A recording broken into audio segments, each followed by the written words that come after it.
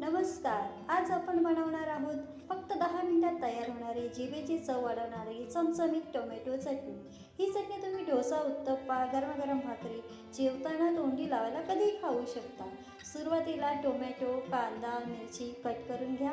कढईमध्ये थोडंसं तेल टाकून त्याच्यामध्ये मिरची, कांदा आणि टोमॅटो टाका. मस्तपैकी मऊसूद होईपर्यंत परतवून घ्या. आता त्यामध्ये थोडंसं मीठ, हिंग, लाल तिखट आणि थोडी हळद टाकून घ्या. टोमॅटो मऊसूद होईपर्यंत परतवून घ्या.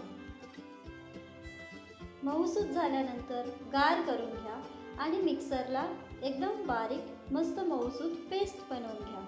दुसरीकडे थोडंसं तेल, मोहरी आणि थोडा कढीपत्ता याची फोडणी द्या. झाली झटपट तयार होणारी तुमची टोमॅटो चटणी. थँक्यू.